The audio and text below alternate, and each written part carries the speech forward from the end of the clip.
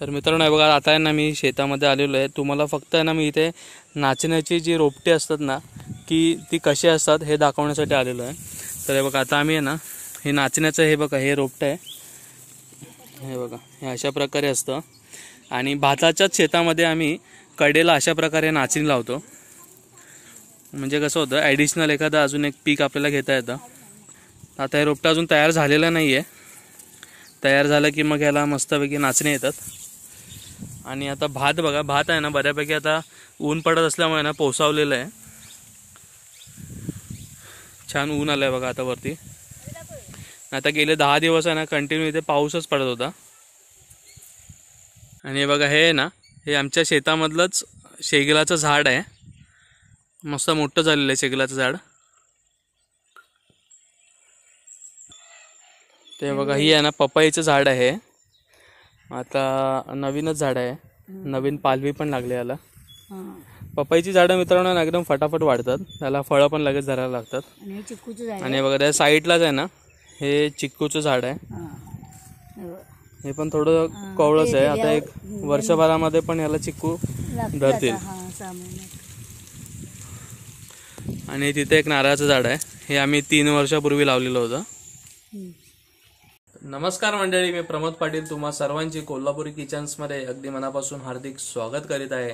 तर मंडळी, आजच्या रेसिपीमध्ये आपण पाहणार आहोत चविष्ट पौष्टिक अशी नाचणीची भाकरी. आणि ही भाकरी मित्रांनो आपल्याला वहिनी बनवून दाखवणार आहे. तर अशा प्रकारे आपण आता आपल्या आजच्या रेसिपीला सुरुवात करणार आहोत. परंतु त्याआधी ना आपण नाचणीच्या भाकरीचे आहेत ना वहिनीला आपण उपयोग विचारून घेऊयात. तर वहिनी, नाचणीची जी भाकरी असते तिचे औषधी पण काही उपयोग असतात का? नाचणी आरोग्याला चांगली असते. नाचणीचा पदार्थ पौष्टिक असतो. डायबिटीस वाले असणे चांगली असते. ओके. आम्ही एक टाइम नाचणीची भाकरी खातो, एक टाइम ज्वारीची खातो. अच्छा, ओके. हे पाणी आहे गरम, नाचणीच्या पिठात गरमच पाणी घालायचं. हे चांगली मसूद भाकरी बनते. अच्छा. समजा थंड पाणी टाकलं तर मग काय होऊ शकतं? ती कुस्करते, ओके. भाकरी चांगली येत नाही. चांगलं मळून घ्यायचं पीठ. ओके. तर वहिनी, आता हे नाचणीचं जे पीक असतं ना ते आता शेतामध्ये साधारण कोणत्या महिन्यामध्ये घ्यावं लागतं? आता जुलैमध्येच लावायचं. आपण भात लावतो त्यावेळी साईडनं बांधाकडून लावायचं शेताच्या. साधारण किती महिन्यामध्ये तयार होतं पीक? हे 5व्या महिन्यापर्यंत येतं लावल्यापासून. म्हणजे आता जुलै, ऑगस्ट, सप्टेंबर, ऑक्टोबर, नोव्हेंबर पर्यंत पूर्ण येणार ना? पूर्ण येते. अच्छा. भात कापतानाच ते येते काढायला. आणि वर्षातून किती वेळा पीक घेऊ शकतो नाचणीचं? एकदाच. अच्छा, वर्षातून. म्हणजे फक्त पावसाळ्यामध्ये पीक आहे? पावसाळ्यामध्ये.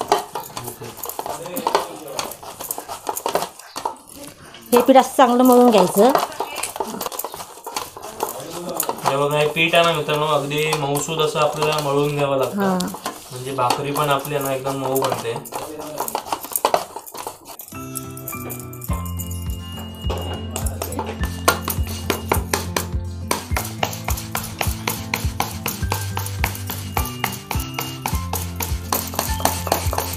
बघा मित्रांनो, आता भाकरी कशा प्रकारे थापतात ना ते सुद्धा एकदा पाहून घ्या तुम्ही.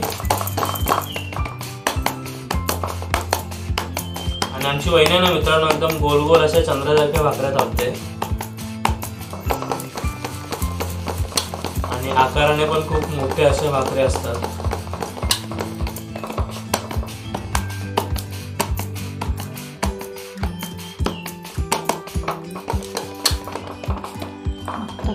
आणि आता भाकरी टाकण्यापूर्वी आपल्याला चूल किती फास्ट ठेवावी लागते का? मोठी.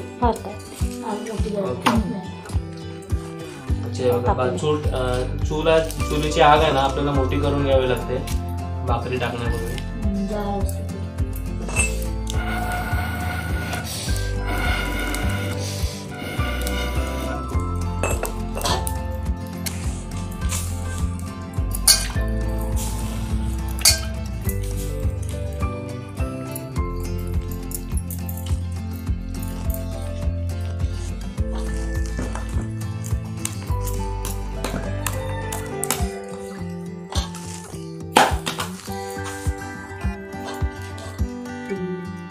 नाचण्याची भाकरी हाडं मजबूत करण्यासाठी, रोगप्रतिकारशक्ती वाढवण्यासाठी, रक्त वाढण्यासाठी, शुगरसाठी आरोग्याला चांगले असते.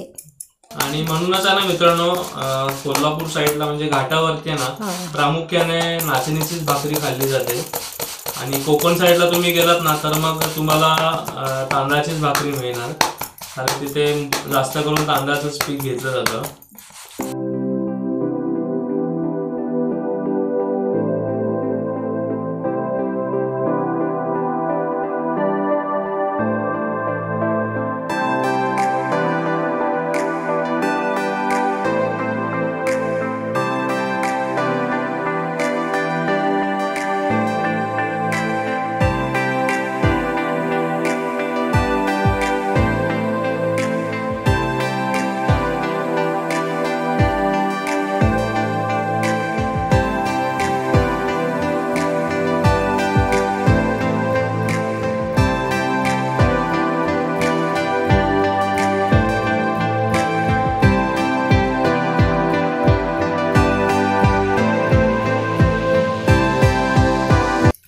आपण ज्या बाकीच्या भाकरी जशा थापतो तर सेम तीच पद्धत आहे ना ही भाकरी तयार करण्याची. हो,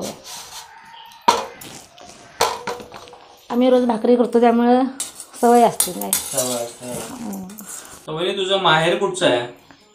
माझं माहेर मांदवड. अच्छा, तर मित्रांनो वहिनीचं जे माहेर आहे ना ते राधानगरी तालुक्यातील मांदवड, दुर्गा मांदवड या गावामधील राणेवाडीमध्ये आहे ना. ओके. आणि वहिनींचे जे भाऊ आहेत ना त्यांचं नाव आहे किशोर राणे. ते कोल्हापूरमधील एका मोठ्या कॉलेजमध्ये प्राचार्य म्हणून ते नोकरीस आहेत. आता ही भाकरी पण झाली आहे का वहिनी? हा, ही पण झाली. आता जरा उपडी घालून शिकूया चांगली.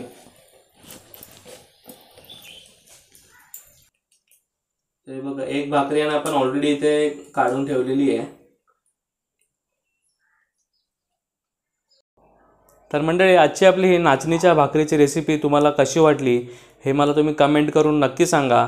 आता आमच्या गावामध्ये कसं असतं मित्रांनो, शेतकरी जेव्हा शेतामध्ये काम करायला जातो ना तेव्हा घरामधून ना अशा प्रकारचा कांदा सोबत आपण तिळकूट घेतलेला आहे, मिरचीचा खरडा आहे आणि ही भाकरी. तर अशा प्रकारची न्याहारी आहे ना हे शेतामध्ये आम्ही नेहमीच करत असतो.